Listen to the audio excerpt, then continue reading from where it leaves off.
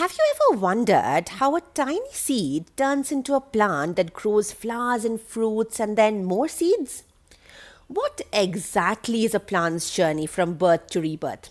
Come, let's find out. You see, the life cycle of a plant begins with a seed.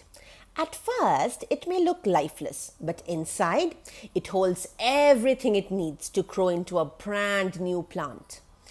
When the seed gets the right conditions, such as oxygen, water, and sunshine, it begins to germinate. A tiny root pushes downward into the soil. Over time, it grows and strengthens. And then the shoot rises upward, reaching for the light. This marks the start of visible growth.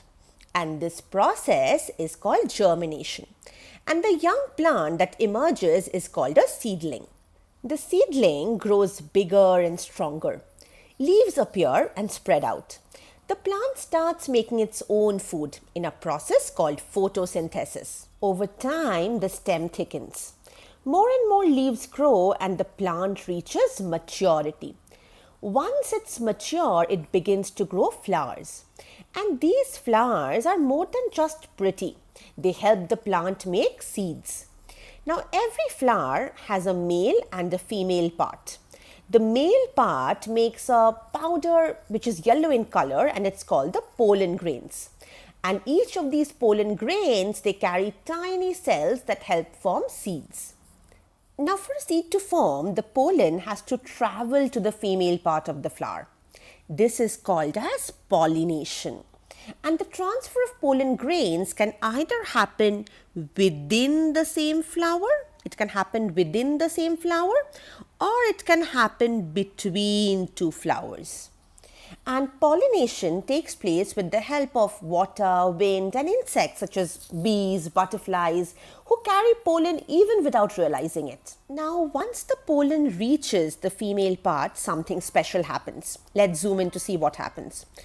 One tiny cell from the pollen, it joins with another tiny cell which is present inside the female part of the flower in a process that we call as fertilization. And fertilization is what leads to seed formation. After fertilization, the flower begins to change. What happens is the petals may dry and fall off and the flower slowly transforms into a fruit. In case of a bean plant, this fruit is a pod. And inside the pod, there are seeds ready to start the cycle again. So if we try and map out the different stages in the life of a bean plant or any plant for that matter, what would it look like?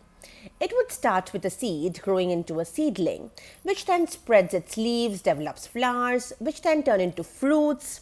And these fruits, they bear seeds. And the original plant, this eventually dies. But the seeds can form new plants again. The seeds can form new plants again. So from the seeds, we can again get new plants. Now that we have learned about the different stages in the life cycle of a plant, let's do a quick recap. A plant begins its life as a seed. With the right conditions, it germinates and grows into a seedling. The seedling then matures into a young plant that bears a lot of leaves. These plants then start developing flowers, which then turn into fruits, and the fruits bear seeds, which again turn into a new plant.